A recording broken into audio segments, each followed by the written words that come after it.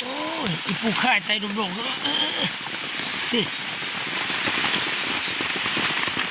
ปูข่ายไม่ข่ายซับพี่น้องเอ้ยเรือพื้นที่น้อยเดียวนึงพี่น้องเอ้ยนี่เรื่องของเขากระจอดเข้ามาน้ำไหลแห้งลีเลยฝนตกแห้งขนาดเลยเบื้องนี่น้ำไหลขาดเลยนี่เป็นยกมาสิหาของเขานี่โอ้ตัวบุกใหญ่เลยโอ้ยโอ้ยน่าไข่หมดนี่โอ้ตัวบุกใหญ่เลยโอ้ย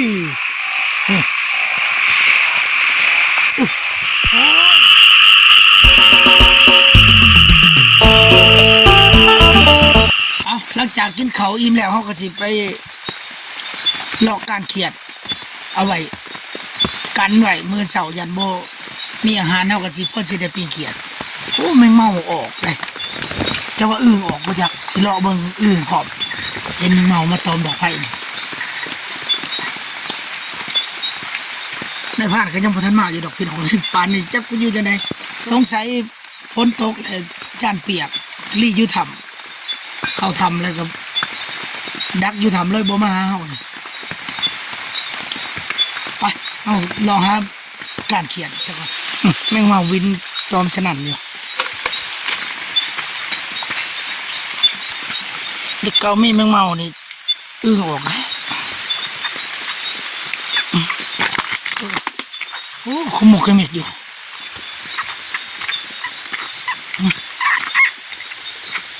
นี่โอ้น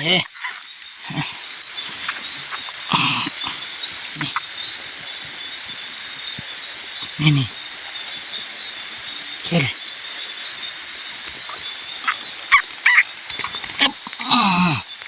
สองตัวเลยคุมกัน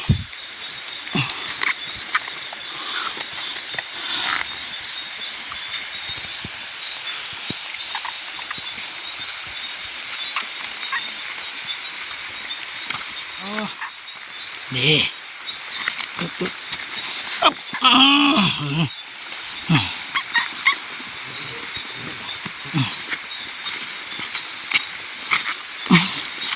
คิดจะหมดตัว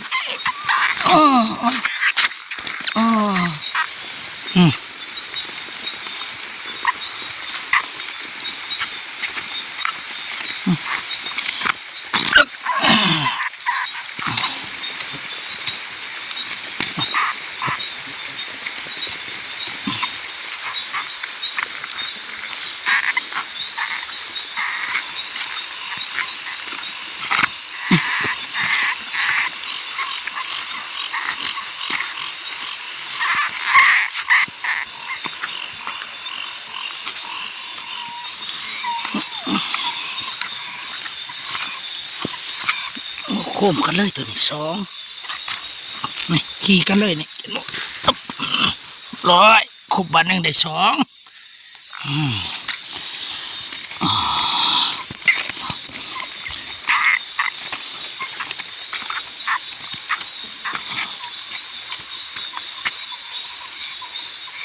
มาละสองเลย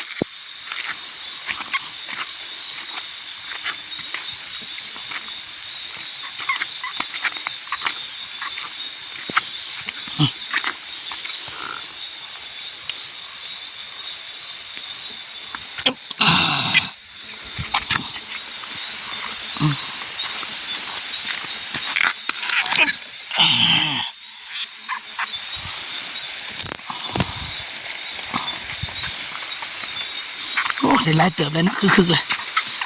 โอเคพอแหละเอาพ่อได้ปิ่งกินมื้อเช้านะสิบ่เอาหลายเอาซ้ำได้ปิ่งหนึ่งพ่อ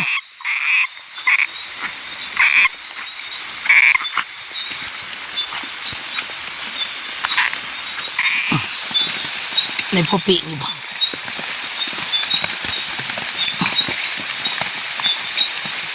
นี่ในพ่อปิ่งอยู่ด้วยนะนี่ คนนี้ได้ปีกหนึ่งโอเคแม่งมอง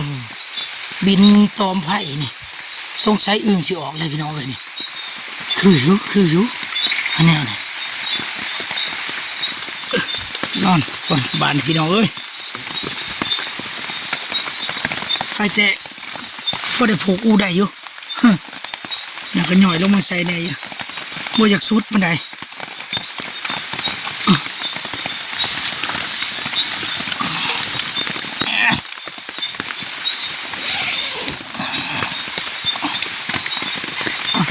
โอ้ตูดมา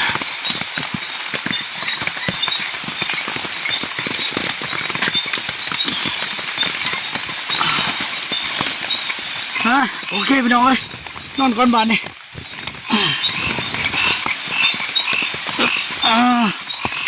นอนฟังเสียงเขียดห้องอยู่นี่แหละเขาท่าบรรยากาศดีฟังเสียงเขียดที่โมห้อง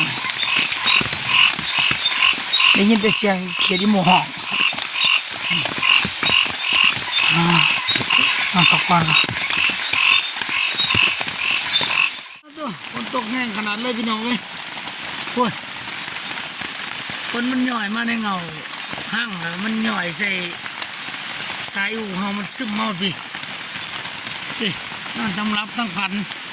แจกซุ่มมาหลดโอ้ยเย็นจ่อยเลยป้าตัวบานนี่ดูจังไหนบาทเนี่ยโอ้ยไรแห้งขนาดตาแล้วโอ้กระปูอันนี้กระปูโป่งโอ้ยอยู่บนนั่นกระปูไข่โตหนามไรตาเลยบนได้ย่างเลยบนมีไข่เฮาบนได้ย่างเล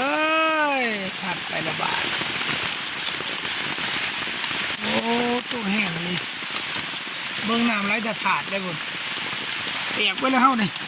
ซุ่มโอ้จนบ่มีบอลสิอยู่ระบาดเนี่ย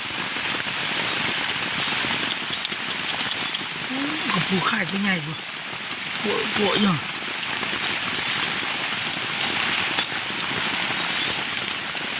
ใหญ่นี่น้ำสู้หอยสู้ห้องเลยบ้านเนี่ยโอ้ตัวแห้งขนาดเลยโอ้ยอีปูไข่ไตดุ่มๆนี่ปูไข่ไม่ไข่ซับพี่น้องเอ้ยปูไข่ไม่ไข่ปวดมันไตขึ้นมาเนี่ยมันจะพัดหมอพัดถวยเข้าไปบ่เลย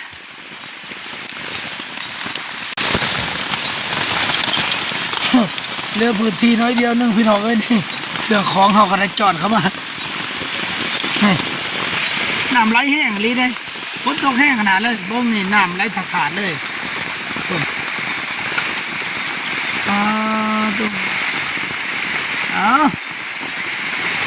ผักหลายมือนี่ผักกลุ่มชุ่มเย็นเลย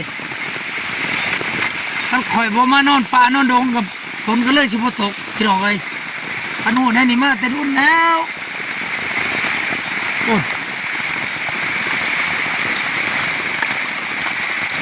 น้ำสิลวงห่วยบาดนี่แหละสุเลยไร้ขาดเลย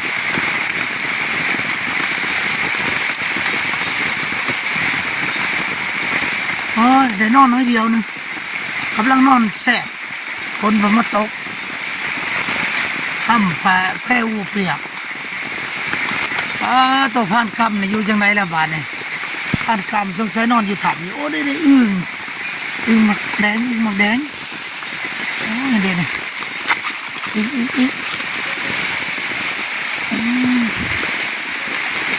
โอเคเลยออกครับนี่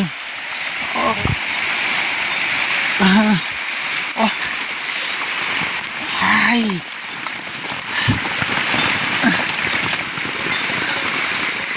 โอ้ยบริถือจ่องมานำพี่น้องเอ้ยกันห่มมานำเลาะจับอึ่งเลยนี่ตอนพ้นนี่พ้นเปียก ตอนฝนตกนี่ตอนนี้พอดี23:45 นาทีเกือบเที่ยงคืนพี่น้องเอ้ยฝนเพ่งมาใส่นอนทั้งรับทั้งผัน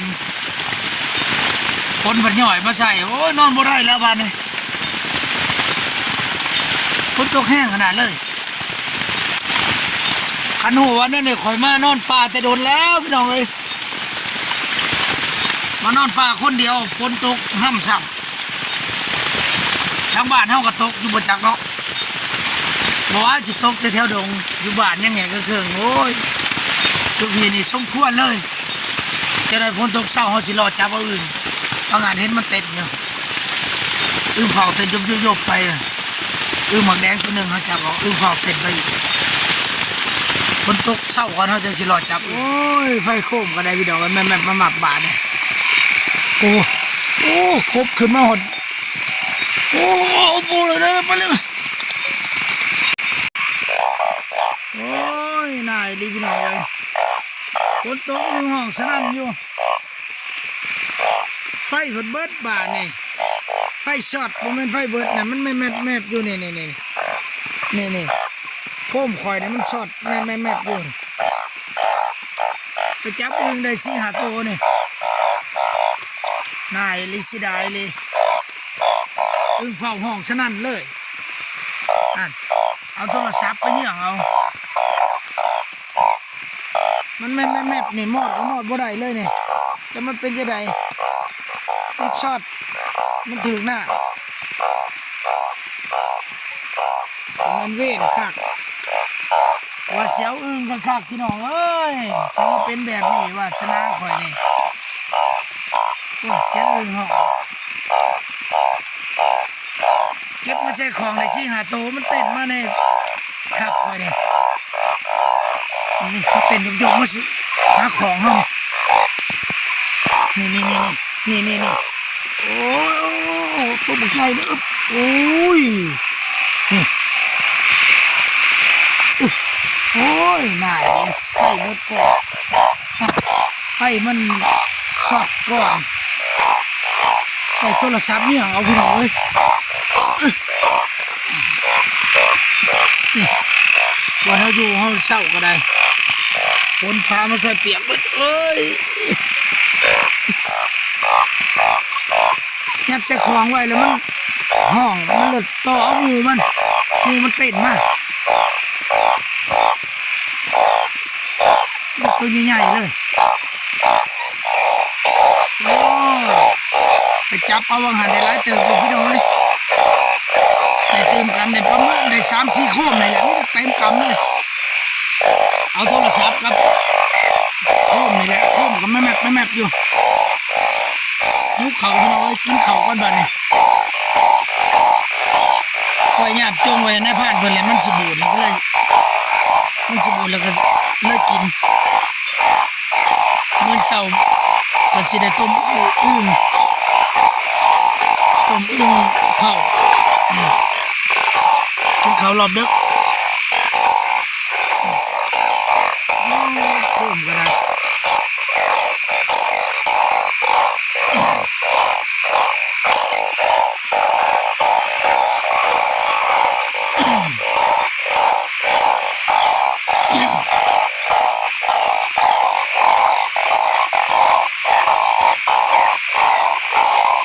มาพี่น้องมากินข้าวรอบดึกเอ้าไม่ได้เต้นไม่เลยนี่นั่งอยู่บนเก้าก็ได้โอ้ยมันมาหาหมูมันในไลฟ์เติบเลยพี่น้องเลยว่างั้นเอาโทรศัพท์ไปเยี่ยงเอากันได้4-5 โคมมันโคมกันป้าไว้นี่แหละต่อตั้งไว้นี่ต่อเอาหมูมันเขามาทับเขาเห็น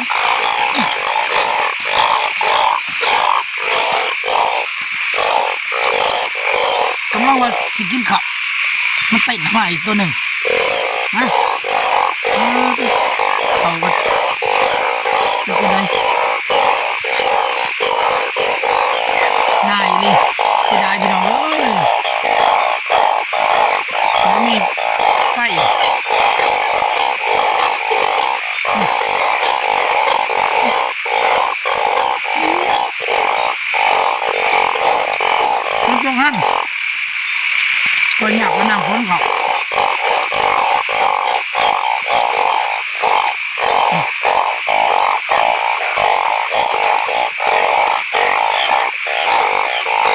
เจ้าหากินไหมเป็นอึ่งละคือนายพรานก็สิจับอึ่งได้ขอโทษนะสิได้อึ่งหลายนะนายพรานจะบ่ลงมา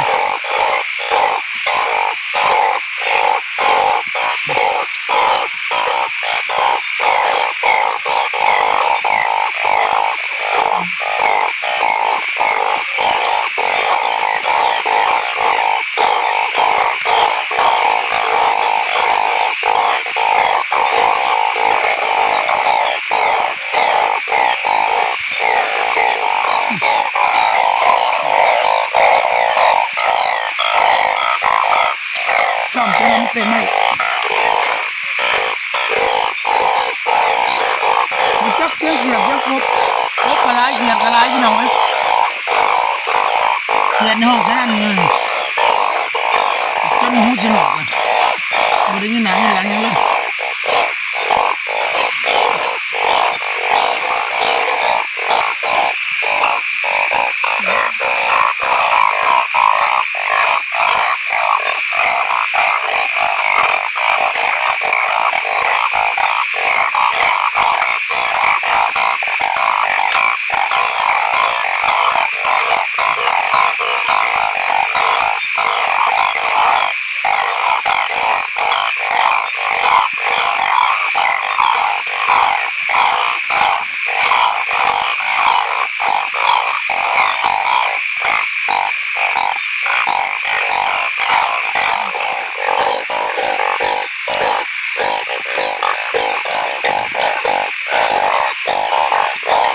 เนี่ยนะ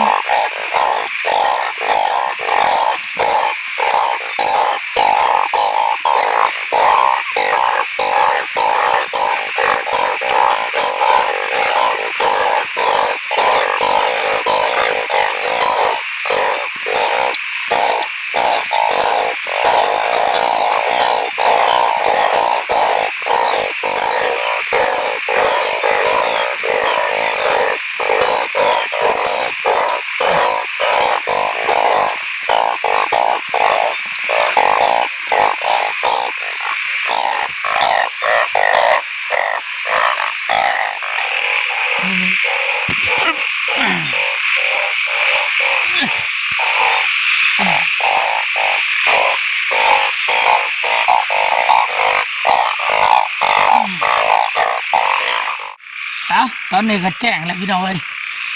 แจ้งมากก็ยังได้ยินเสียงเขียดห้องสนั่นอยู่นอนกำลังแสบหิวนอนแน่เมื่อคืนนี่ฝนตกค่ำเบิดคืนไปการอึ่งไปไต่อึ่งกันโอ้ยเสียดายไฟนะโคมมันสอดแมบแล้วก็เอาโทรศัพท์ไปเยี่ยงเอาอึ่งได้อึ่งแล้วเติบอยู่เฮาก็สิไปเบิ่งอึ่งตกบกบ่อนเฮาเคยได้กบตกบกบางเทื่อกบตกบกยังตกก็สิเอาต้องมีแนวตกมานี่แล้วก็ได้ยินเสียงดังบาดหนึ่งแตกบาดหนึ่งไปเลาะเบิ่งในพาดเลยทางเทิงพุ่นจักว่าเพิ่นหมานบ่จักบางเทื่อยันว่าเพิ่นมาบ่ได้เอามาบ่ได้มาเขียนไว้ว่าสิลงมาเฮาตอนค่ำแต่ว่ายังบ่เห็นเลยสงสัยฝนตกแล้วก็เลยนอนอยู่เทิงหลังผู้เลยโทรเสกเบิ่งทางบ้านเมียเพิ่นว่าในพานผู้นั้นออกมาเฮาแต่ว่าเพิ่นขึ้นเทิงฝนตกลัดทางแล้วก็เลยบ่ได้ลงมาเฮายังมื้อเช้าเพิ่นสิลัดเสาเลยไปโอเคพี่น้องเฮาเดินขึ้นเทิงพุ่นเลยนี่บ่อนเฮานอนคืนนี่ก็ได้บ่อนพาเข้าไปน้ำไหลอาบทีบแท้นี่อึ่งก็เต้นมาเต้นเข้ามาเฮาในทับเฮานี่ผลงานเฮาคืนนี่ก็ได้นี่มีแต่อึ่งครับตัวบ่ใหญ่ๆ